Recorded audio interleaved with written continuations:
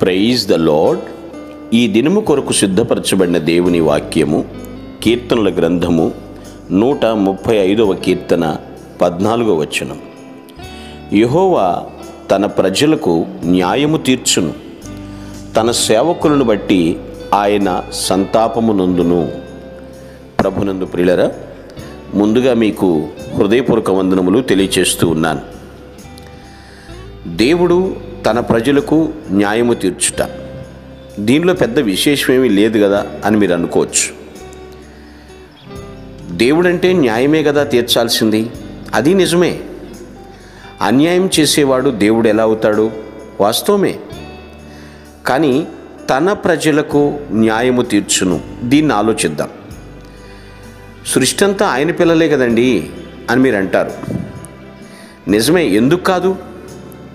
అయితే ప్రియులారా, దేవుణ్ణి దేవుడిగా గుర్తించిన వారు మాత్రమే దీన్ని అర్థం చేసుకుంటారు. దేవుడు అని ఎవరిని మనం పిలవగలుగుతాం? ఏదో ఓ పూట భోజనం పెడితే అమ్మా దేవుళ్లాగా ముద్ద పెట్టావు అంటారా? వాళ్ళు దేవుడు అవుతారా? కాదు కదా. ప్రమాదం నుంచి తప్పిస్తే దేవుళ్లాగా వచ్చి అడ్డుపడ్డావయ్యా అంటారు. కానీ దేవుడు కాడు కదా, మనిషే కదా. ఇక్కడ దేవుడు తన ప్రజలకు న్యాయము తీర్చును. ఎవరు తన ప్రజలు? వాక్యం సెలవిస్తోంది, తన్ను ఎందరు అంగీకరించరో అనగా ఆయన నామమున ఎంతమంది విశ్వాసముంచారో వారికి తన పిల్లలగుటకు ఆయన అధికారం అనుగ్రహించాడు. నా వారు అనేటువంటి మాట పలకటానికి ఎంత ఇష్టపడతాడో తెలుసా దేవుడు? వీరంతా నావారు. ఎవరు ఆయన్ని నా తండ్రి అని పిలుస్తారు, ఎవరు ప్రభువుని నా దేవుడు అని పిలుస్తారు, వారంతా ఆయన పిల్లలండి, ఆయన ప్రజలండి. న్యాయము తీరుస్తాడు వాళ్ళకి. ఎలా వదిలేస్తాడండి? దేవుడా నువ్వు ఉన్నావు, నాకు న్యాయం చెయ్యి అని ప్రతి ఒక్కరు అడగటానికి ఏ అడ్డంకం లేదండి.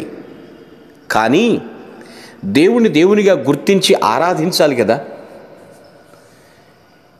మనల్ని సృష్టించిన సృష్టికర్తను ఆరాధించాలి, సృష్టిని కాదు. ఎవరు నేను ఈ రీతిగా భూమి మీద నివసించటానికి, ఎవరు నాకు ఇంత స్థితి కల్పించింది, ఎవరు నాకు ఆయుష్నిస్తుంది, ఎవరు నన్ను బ్రతికిస్తున్నది, దీన్ని గుర్తించి ఆయన్ని విశ్వసించిన వారు ఆయన ప్రజలవుతారు. ఆయన ప్రజలకు న్యాయమే తీరుస్తాడు. న్యాయంలో కూడా విషయం ఉందండి. అంటే తప్పు చేస్తే మరి సంహరించాలి కదా, చెడు చేస్తే శిక్షించాలి కదా. అవును, దేవుడు న్యాయం తప్పడండి. న్యాయం తప్పేవాడు దేవుడే కాడు.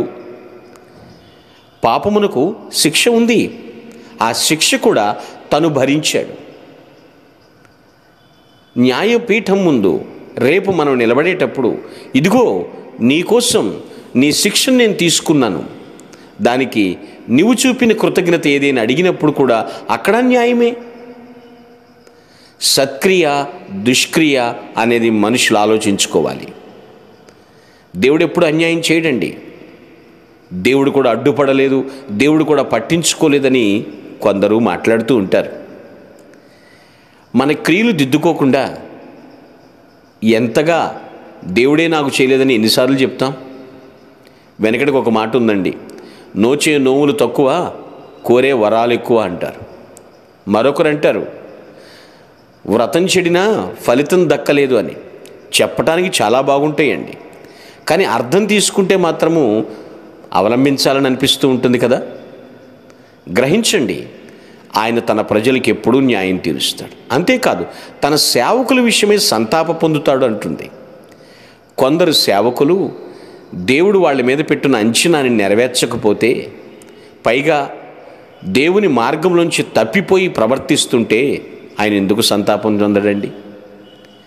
ఆయన సేవ చేయటానికి నియమించబడినటువంటి వారు సేవే చేయకుండా మిగిలిందంతా చేస్తుంటే సంతాపం కాక మరేమిటి?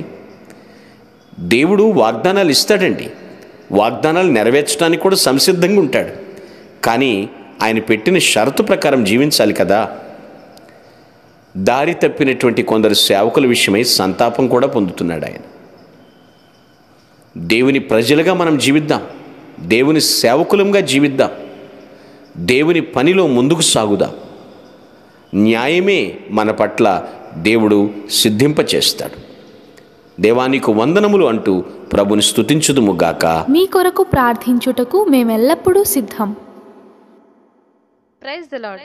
ప్రభు నామమున మీ అందరికీ వందనములు. ఈ మా సందేశముల ద్వారా మీరు ఆశీర్వదింపబడినట్లయితే మీ తోటి వారికి షేర్ చేసి దేవుని రాజ్య సువార్తలో మీరు కూడా పాలుభాగస్తులు కావాలని ఆశిస్తున్నాం. మొదటిసారిగా ఈ ఛానల్ను చూస్తున్నట్లయితే మా ఛానల్ను సబ్స్క్రైబ్ చేయండి. వీడియోలు నోటిఫికేషన్ రూపంలో పొందుటకు బెల్ బటన్ని ప్రెస్ చేయండి. God bless you.